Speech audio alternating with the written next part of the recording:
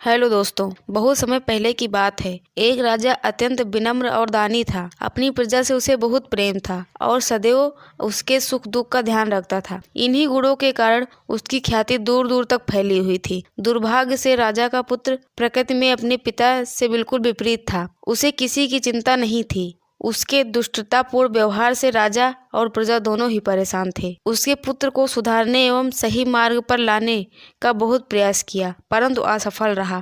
उसे ज्ञान देने हेतु दूर दूर के विद्वान और महर्षि ऋषि बुलाए गए, परंतु दुष्ट बालक के व्यवहार में कोई परिवर्तन नहीं आया, बल्कि आयु बढ़ने के साथ साथ उसके दुर्गुणों में वृद्धि होती गई। सौभाग्य में एक दिन महात्मा बुद्ध भी उस राजकुमार को सही मार्ग पर लाने की चेष्टा की। उन्होंने तो उसे डराया धमकाया, न बुरा भला कहा, बल्कि स्नेह से एक नीम के पौधे के पास ले गए और राजकुमार से उस पौधे का एक पत्ता चखने को कहा। नीम के पत्ते को खाने से राजकुमार का मुंह कड़वा हो गया और क्रोध में आकर उसे उस पौधे को भी समय उखाड़ कर फेंक दिया। महात्मा बुद्ध ने उससे कहा, राजकुमार, तुमने पौधे को उखाड़ कर क्यों फेंक दिया? राजकुमार ने उत्तर दिया, अभी से इस पौधे के पत्ते इतने कड़वे हैं, बड़े होने पर तो वे बिल्कुल ही विष हो जाएंगे, इसीलिए इसको जड़ से उखाड़ देना ही उचित है। राजकुमार की बात सुनकर महात्मा बुद्ध ने गंभीर होकर कहा, तुम्हारे कड़वे व्यवहार से राज्य की जनता भी बहुत पीड़ित है। यदि तुम्हारी इस नीति जनता